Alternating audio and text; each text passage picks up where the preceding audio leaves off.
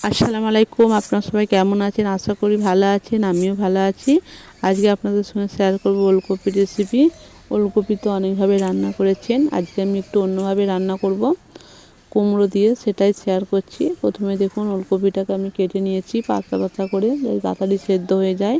তারপর একটা টমেটো নিয়েছি, দেখুন ধনেপাতা ভালো করে ধুয়ে কেটে নেব, কুচি কুচি করে নিতে হবে ছোটো ছোটো করে।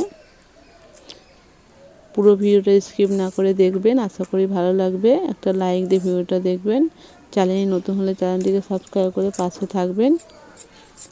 আলুটাও কেটে নিচ্ছি, আলু পেঁয়াজ রসুন মোটামুটি যেগুলো লাগবে সেগুলোই কেটে নিচ্ছি।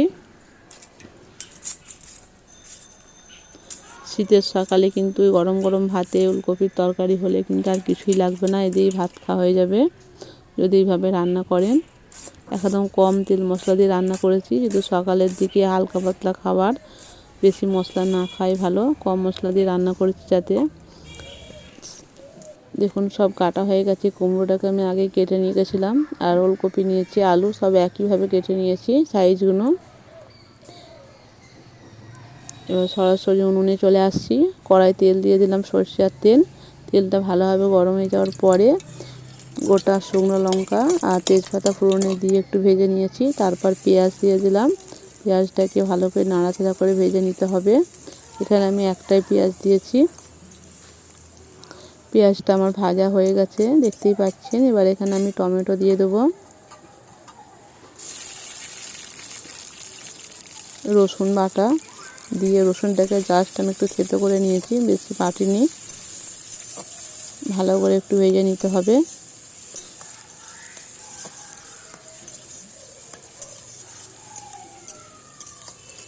এবার এখানে আমি শুকনো কাঁচা লঙ্কা দিয়ে দিচ্ছি, চেরা কাঁচা লঙ্কা দুটো দিয়ে আবারও নাড়াচাড়া করে তারপরে এখানে আমি মশলা দিয়ে দেবো। লবণ স্বাদ অনুসারে, লঙ্কা গুঁড়ো 4 চামচের হাফ চামচ, হলুদ গুঁড়ো 4 চামচের হাফ চামচ। ভালো করে মশলাগুলো দিয়ে একটু কষে নিতে হবে।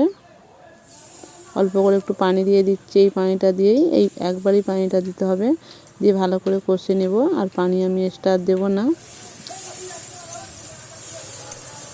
দেখুন আমার কষানো হয়ে গেছে, টমেটোটা কিন্তু গোটা গোটাই আছে, এরকমই থাকবে। আমি এখানে এবার ধনিয়া গুঁড়ো দিয়ে দিলাম, দিয়ে আবারও ভালো করে নাড়াচাড়া করে এইভাবে কষে নিচ্ছি। এবার কেটে রাখা সবজিগুলো দিয়ে দেব। আমি কিন্তু সবজিগুলোকে ভাজবো না, যেহেতু সকালের দিকে একটু হেলদি খাওয়া ভালো। ভাজলে কি হয়, তার পুষ্টিগুণ অনেকটা নষ্ট হয়ে যায়। কিন্তু এইভাবে না ভেজে এইভাবে একবার রান্না করে দেখবেন, খেতে খুবই ভালো লাগবে আর স্বাস্থ্যের পক্ষেও খুবই ভালো। এই সবজি দিয়ে রুটি কিংবা ভাত খেতে পারেন। দেখুন ভালো করে কষিয়ে নিতে হবে অল্প অল্প পানি দিয়ে। একটু ভালো করে কষালে কিন্তু তরকারির টেস্টটা কিন্তু খুবই সুন্দর হয়।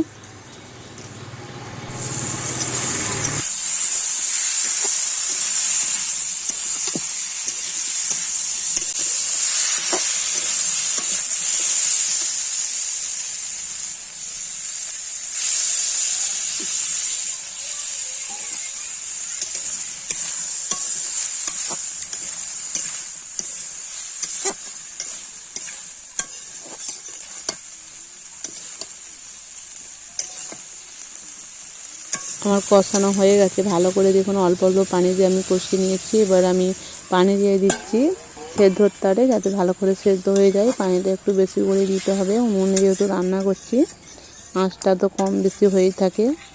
একটু বেশি করে পানি দিয়ে ভালো করে সেদ্ধ করে নিতে হবে। আর ঝোলটা কিন্তু গায়ে গায়ে থাকবে, সেরকম পানিটা দিবেন। এবার ঢাকনা দিয়ে দিচ্ছি, সেদ্ধ হয়ে যাওয়ার পরে আমি ফিরে আসছি।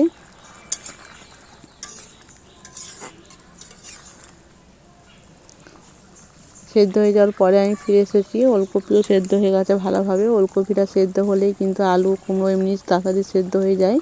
সেদ্ধ হয়ে যাওয়ার পরে এবার ধনেপাতা ওপর দিয়ে ছিটিয়ে দিচ্ছি। দেওয়ার পরে হালকা করে একটু গরম মশলা দিয়ে দেবো, জিরা গুঁড়ো, ভাজা জিরে গুঁড়ো দিয়ে বাড়ি ঢাকনা দিয়ে রেখে দেবো 2-3 মিনিটের মতন। তারপরে কিন্তু আমার রান্না হয়ে গেল। এইভাবে আবার রান্না করে দেখবেন কম উপকরণ দিয়ে ওলকপির তরকারি। আমি একটা জায়গায় ঢেলে নিয়েছি, দেখুন কালারটা কিন্তু একটু ঠান্ডা হলে কালারটা সুন্দর আসে। এখানে ভিডিওটা শেষ করছি। সবাই ভালো থাকবেন, সুস্থ থাকবেন।